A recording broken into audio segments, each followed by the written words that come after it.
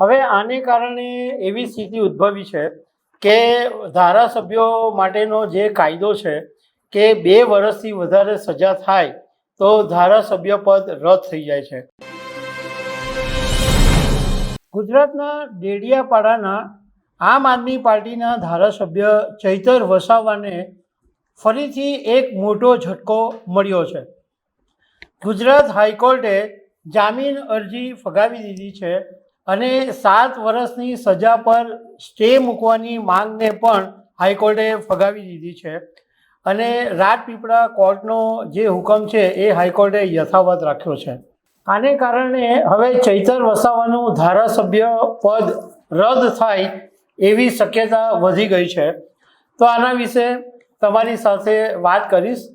મારું નામ રાજેશ શાહ છે અને તમે જોઈ રહ્યા છો ગુજરાતના સૌથી મોટા ડિજિટલ ન્યૂઝ પ્લેટફોર્મ ખબરછે.com। તમને યાદ હશે કે હમણાં તાજેતરની અંદર રાજપીપળાની સેશન કોર્ટે ચૈતર વસાવા, એમના પત્ની શકુંતલા વસાવા અને કુલ 9 આરોપીઓને ફોરેસ્ટ વિભાગના અધિકારીઓને ઘરે બોલાવીને મારવા, ધમકાવવા, જાહેરમાં ગોળીબાર કરવામાં, આ બધા ગુનાઓની અંદર ધરપકડ કરી હતી અને રાજપીપળાની સેશન્સ કોર્ટે તમામને 7 વર્ષની સજા ફટકારી હતી। હવે 22 જુલાઈ 2026ના દિવસે ચૈતર વસાવાના પત્ની શકુંતલા વસાવા અને અન્ય 5 જણાને કોર્ટે જામીન મંજૂર કરી દીધા હતા।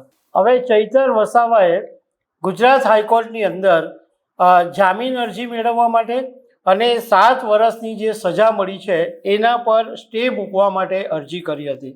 ગુજરાત હાઈકોર્ટે નોંધ લીધી કે જ્યારે અગાઉ શરતી જામીન આપેલા હતા એમ છતાં પણ ચૈતર વસાવાએ ગુનો કર્યો છે। ચૈતર વસાવા જ્યારે અગાઉ એમની સામે ગુના નોંધાયેલા હતા ત્યારે એમને જામીન મળેલા, પરંતુ એ પછી પણ એમણે આવા ગુના કર્યા કે ફોરેસ્ટ અધિકારીઓની સામે હુમલાની વાત આવી, એ પછી અંદર ઝઘડાની પણ વાત એમની સામે કેસ થયેલા હતા।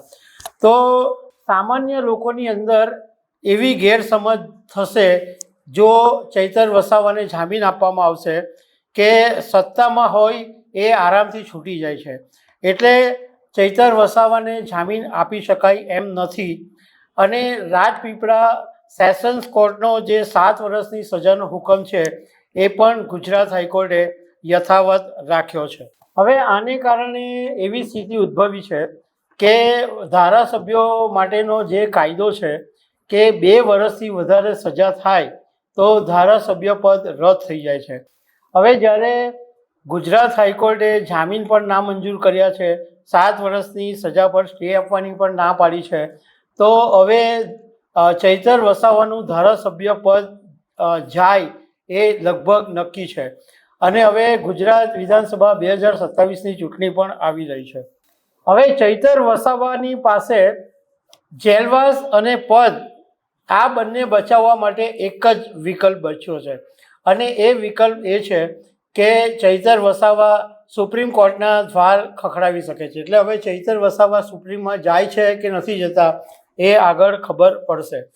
તો દર્શક મિત્રો, આવા અનેક અપડેટ સાથે મળતા રહીશું। આભાર।